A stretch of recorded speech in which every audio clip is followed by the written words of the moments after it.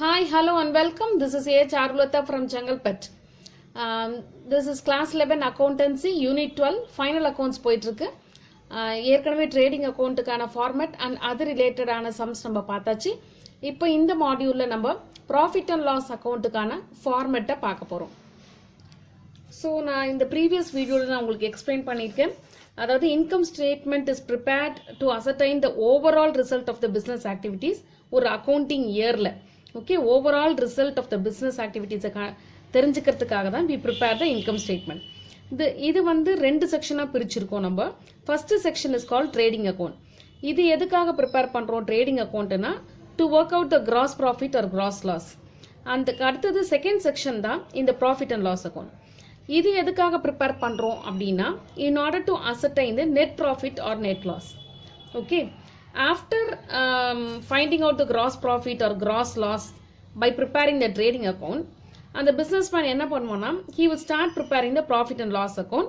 எதுக்காக? to know the net profit or net loss.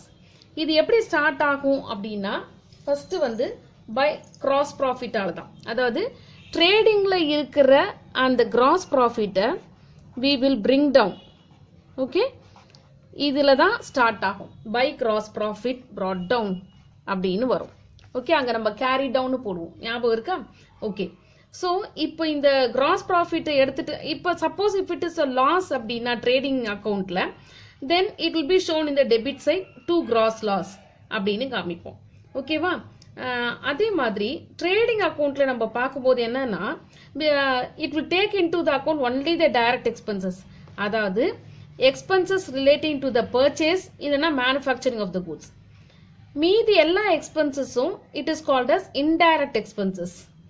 அதுக்கப்புறம் இந்த லாசஸ் இருக்கு இல்லையா, இது normal activities of the business என்னெல்லாம் லாசஸ் நடக்குதோ all the indirect expenses and the losses will be shown on the debit side of the profit and loss account. Okay, so as I said earlier, indirect expenses and losses will be shown on the debit side of the profit and loss account. அதில் first especially என்ன காமிப்போம் அப்படின்னா இந்த office and administrative expenses தான். இந்த office and administrative எக்ஸ்பென்சஸ்லாம் எது அப்படின்னு பார்த்தீங்கன்னா salaries, rent, taxes, postage, Telegram, printing, stationery, legal expenses இதெல்லாம் தான் இதில் வரும். ஓகே, இதுக்கு அடுத்தது என்ன காமிப்போம் அப்படின்னா செகண்ட் ஒன் வந்து selling and distribution expenses. To selling and distribution expenses. இதுக்கான உள்ள என்னெல்லாம் இருக்குன்றது வந்து உங்களோட டெக்ஸ்ட் புக்கில் ஃபார்மேட்டில் இருக்குது. I am just explaining you the format, என்னெல்லாம் எக்ஸ்பென்சஸ் வரும் அப்படிங்கிறத. ஓகேவா? செகண்ட் திங் வந்து செல்லிங் அண்ட் டிஸ்ட்ரிபியூஷன் எக்ஸ்பென்சஸ். இதில் என்னெல்லாம் வரும் அப்படின்னா advertisement, commission paid, travelling expenses, carriage outwards, warehousing expenses இதெல்லாம் இதில் வரும். இன்னொன்று நீங்கள் நோட் பண்ண வேண்டியது என்ன அப்படின்னா இந்த கேரேஜ் அவுட்வர்ட்ஸ் அப்படிங்கிறது வந்து ஆஃபீஸ் எக்ஸ்பென்சஸ். அது நம்ம இங்கே ப்ராஃபிட் அண்ட் லாஸ் அக்கௌண்ட்டில் காமிப்போம். வேரஸ் கேரேஜ் இன்வர்ட் அப்படிங்கிறது that is related to the manufacturing, அதனால் அதை நம்ம ட்ரேடிங் அக்கௌண்ட்டில் காமிப்போம். ஓகேவா? அதுக்கப்புறமா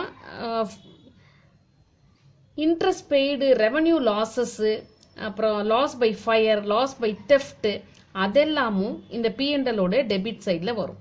ஓகே, நான் ஏற்கனவே சொல்லியிருக்கேன் இல்லையா, இன்டைரக்ட் எக்ஸ்பென்சஸ் அண்ட் லாசஸ் இதெல்லாம் எக்ஸ்பென்சஸ். இது வந்து அதர் எக்ஸ்பென்சஸ் அண்ட் லாசஸ் அப்படின்னு ஜென்ரலாக காமிச்சிருக்காங்க. ஓகே, இதில் வந்து repairs, depreciation, interest, discount, bank charges, interest on capital, donation, charity, loss on sale of fixed asset, abnormal loss இது எல்லாமே இந்த டெபிட் சைடில் நமக்கு வந்துடும். So this is about the debit side of the profit and loss account.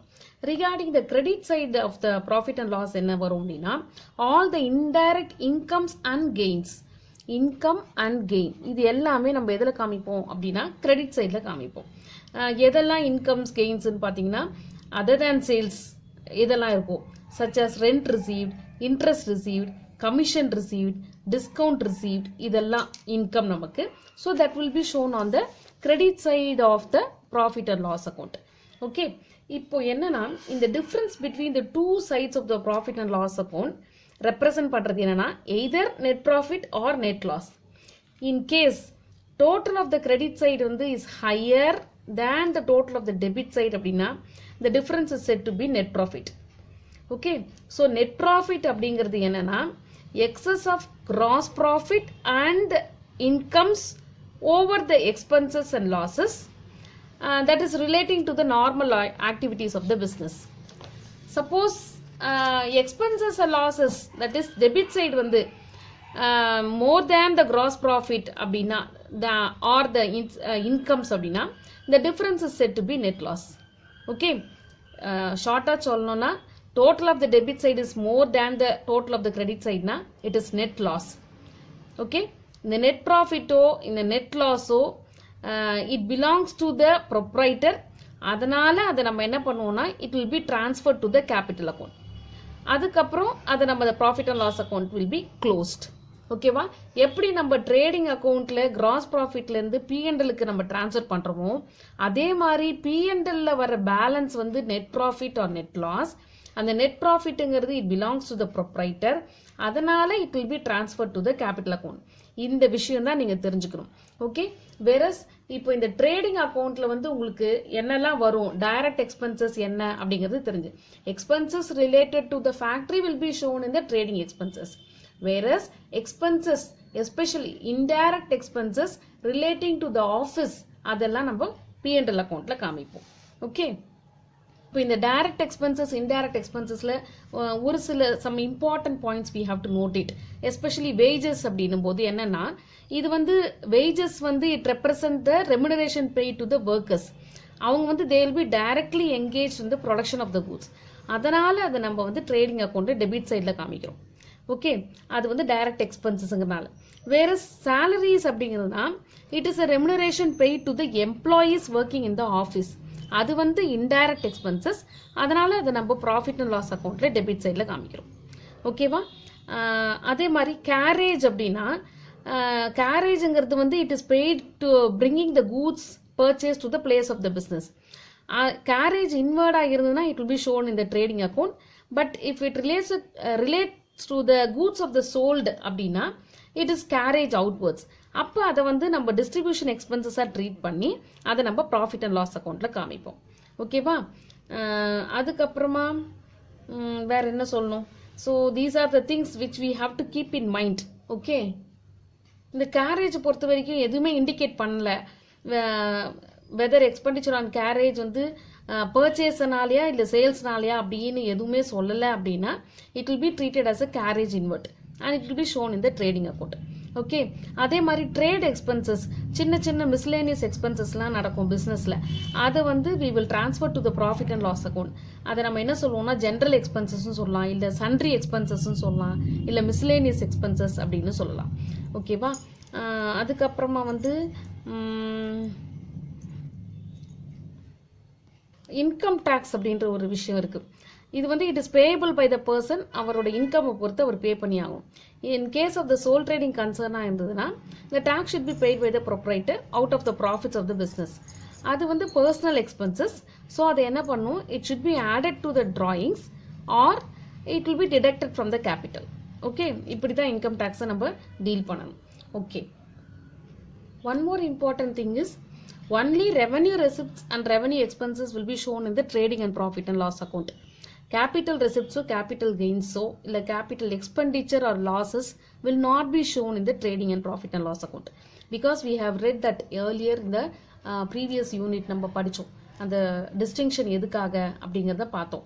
So only revenue receipts and revenue expenses will be shown in the trading and profit and loss account. So this is the format of profit and loss account given in your textbook. இது வந்து நல்லா go through பண்ணிக்கோங்க. Office and administrative expenses, selling and distribution expenses and other expenses and losses in the debit side of the P&L account. And credit side la pathina it should start with the gross profit. If it is a profit it should be shown in the credit side. If it is a loss it should be shown on the debit side. அதாவது ட்ரேடிங்ல இருந்து நம்ம கொண்டு வர்றது. Okay, next வந்து credit சைட்ல என்ன வருதுன்னா incomes எல்லாம் வரும். அதோட டிஃபரன்ஸ் நமக்கு வந்து எய்தர் நெட் லாஸா இருக்கலாம் ஆர் நெட் ப்ராஃபிட்டா இருக்கலாம். Okay, this is a format for the profit and loss account. Go through this. In the next video we will see the sums related to the profit and loss account. Hope you are clear with this.